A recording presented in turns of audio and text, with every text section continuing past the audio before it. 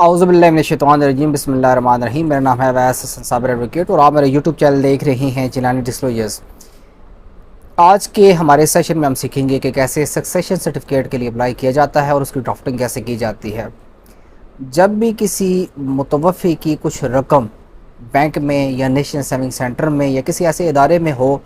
कि जहाँ पर बग़ैर सक्सेशन सर्टिफिकेट लिए आप रकम ना निकलवा सकते हों, तो कैसे आपने सक्सेशन सर्टिफिकेट के लिए अप्लाई करना है, उसका क्या तरीकाकार होता है, कैसे आपने ड्राफ्ट करना है, कैसे एप्लीकेशन आपने तैयार करनी है। आज इसी चीज़ को हम सीखेंगे और ड्राफ्टिंग करेंगे और एप्लीकेशन मूव करना सीखेंगे कि कैसे एप्लीकेशन ड्राफ्ट की जाती है, कैसे एप्लीकेशन लिखी जाती है, उसमें कौन कौन से कवायद दर्ज होते हैं और कौन कौन से डॉक्यूमेंट साथ लगते हैं। आज इस वीडियो में मैं आपको बताऊँगा इंशाल्लाह। तो आए बिला किसी तहीर के सीधा अपनी पीसी की अपने लैपटॉप की विंडो स्क्रीन पे जाते हैं। तो जब भी आपको सक्सेशन सर्टिफिकेट लिखना दरकार हो, उसकी एप्लीकेशन मूव करनी हो और मुतवफ़ी की कुछ रकम बैंक में हो और आप उसको विड्रॉ करना चाह रहे हो, तो आपने सक्सेशन सर्टिफिकेट की एप्लीकेशन मूव करनी है। मैं आपको बताता हूँ कि कैसे आप सक्सेशन सर्टिफिकेट की एप्लीकेशन ड्राफ्ट करेंगे। तो सबसे पहले इन दी कोर्ट ऑफ सीनियर सिविल जज रावलपिंडी आएगा,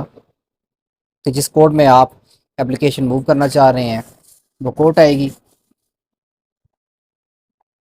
देन मुतवफ़ी का कोई एक वारिस एप्लीकेशन मूव करेगा, उसकी आपने फुल डिस्क्रिप्शन लिखनी है। जैसे मैंने लिखी हुई कि Saifullah Khan son of Mohammad Amanullah Khan late, resident of, और उसका पूरा पता आपने लिखना है, जहाँ का वो साइल वो वारिस रहने वाला है। और उसके बाद आपने एप्लीकेंट नीचे लिखना है कि ये दरख्वास्त गुजार है versus public at large.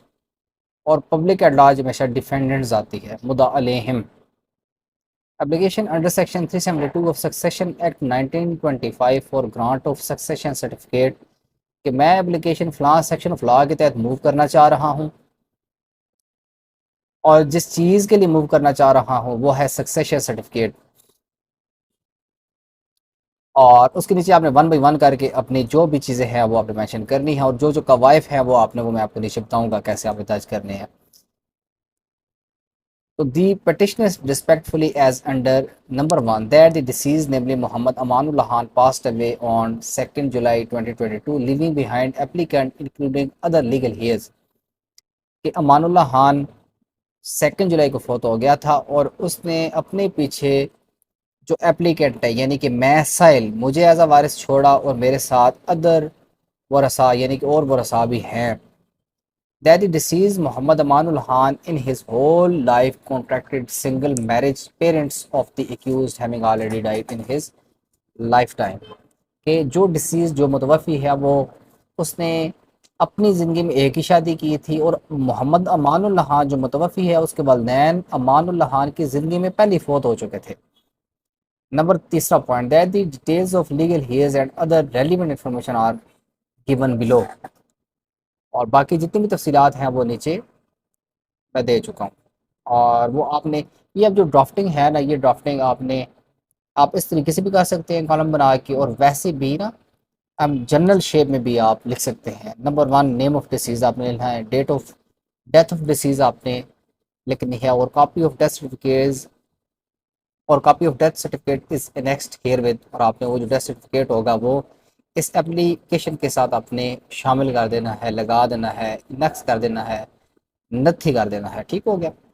Number 3 residence of deceased at the time of death and detail of property situated along with residence of the applicant are within the jurisdiction of the court, और वो है रावलपिंडी।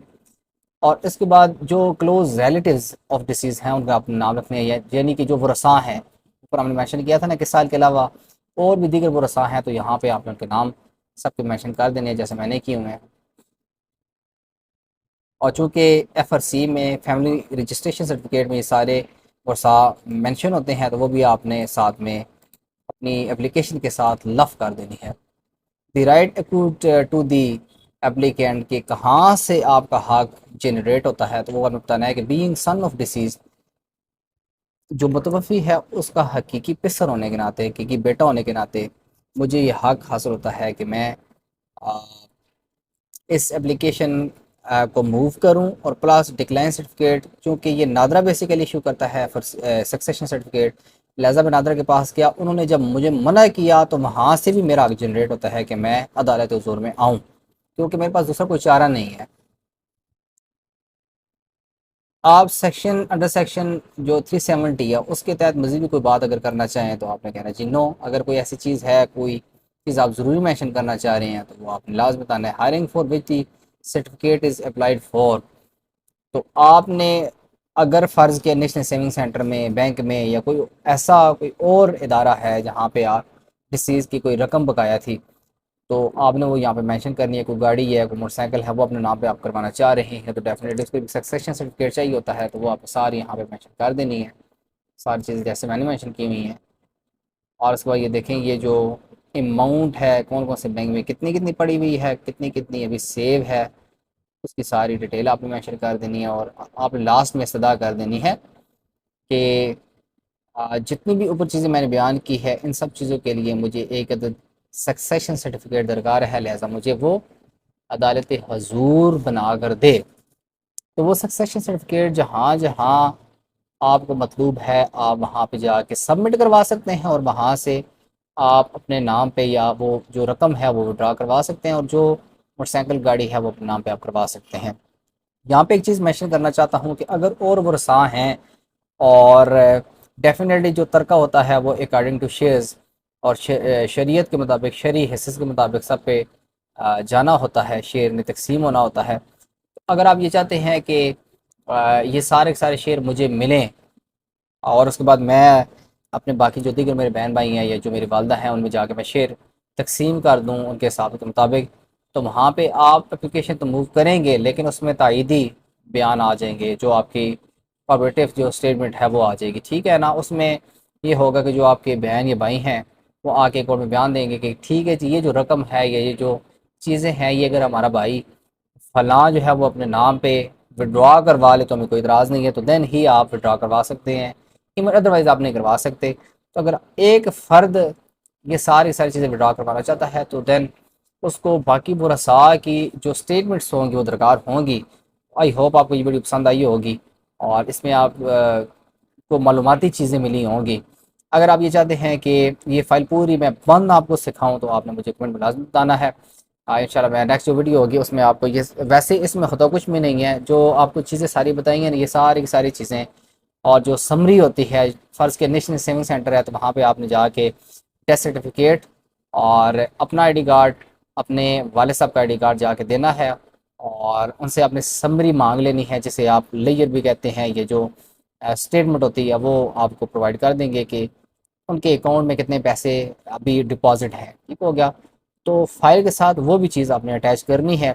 मुतलका जितने भी documents आप बताए हैं वो एक फ़ाइल में बांध के और बाय टाइटल लगा के नेम ऑफ़ पार्टीज़ लिख के आपने अदालत में सबमिट करवाना है, और कोई एक वकील हायर कर लेना है आपने, तो वो आपको ये बनवा के दे देगा। Thank you so much. अल्लाह हाफ़िज़।